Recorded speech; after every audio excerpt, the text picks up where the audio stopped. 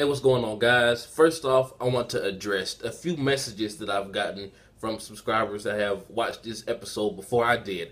Now, I've gotten so many messages saying, JB, what are you talking about? This seems like it's just another in the game kind of thing. Like, there's no drama, there's no threat of death, there's nothing like that, there's no serious things going on. Now, I really wanted to reply back with what I know was going to happen, but just let me say that there's a reason why they have until spring to defeat these bosses. And there's a reason why when that was stated, we got this kind of sad shot of Yuuki, and also when she said that Kirito basically found out her secret about when he said that she's living in this world, and there's so many other hints that have gone overlooked because, I mean, they haven't just straight up told us yet. But guys, I promise you this is going to be the most symbolic arc there has been, at least for me anyway. But if you do not enjoy this arc when it ends, if you do not enjoy how symbolic and heart-touching this arc is going to be, then you have no heart. You don't have one. Anyway, let's go ahead and dive into this episode. Now, the Sleeping Knights are awesome. I love every single one of them. You'll figure out why later.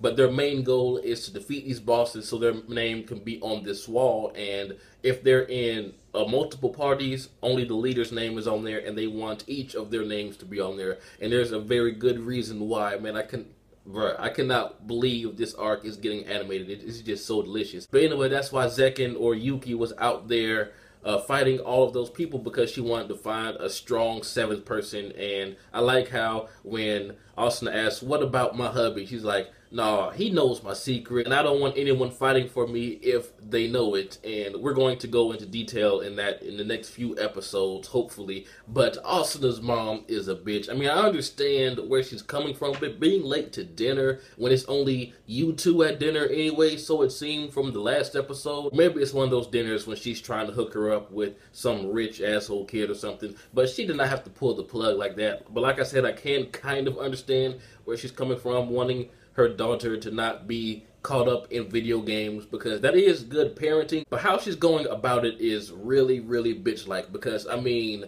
as an adult now, I can see if I had a daughter, I wouldn't want her spending time with the technology that almost killed her at one point. But then again, I wouldn't be a bitch-ass dad like this mom is being right now. There's really not that much to say about this episode. I mean, we were introduced to the Sleeping Knights, and they tried the boss fight by themselves one time, and they failed. They found out they've been spied on the entire time. That's why whenever they attempted boss fights before, someone beat it like immediately after. So I believe that they're going to be very cautious of that after this. But there are two scenes that just completely made this episode for me. One is where Yuuki said, sometimes you just have to fight to show people how serious you are. And that scene was epic, just that smile. And then when Asuna stepped up beside her, both of them with that bright ass smile, it was awesome. And if you guys remember correctly, Zekken or Yuuki took down, I believe it was like 70-something guys by herself, even though it wasn't at the same time.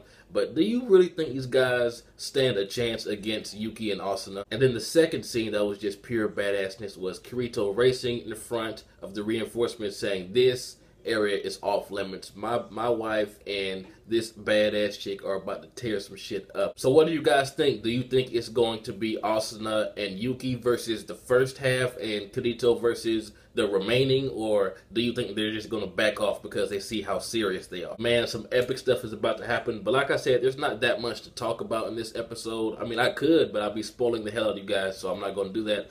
But I just like the symbolism and the foreshadowing that was in this episode, especially when you met the Sleeping Knights. And just their name, the Sleeping Knights, anyway, I gotta get out of here. This has been jbDAuchiha. Like, comment, subscribe. Just stick with this arc. You will not regret it, and I'm out.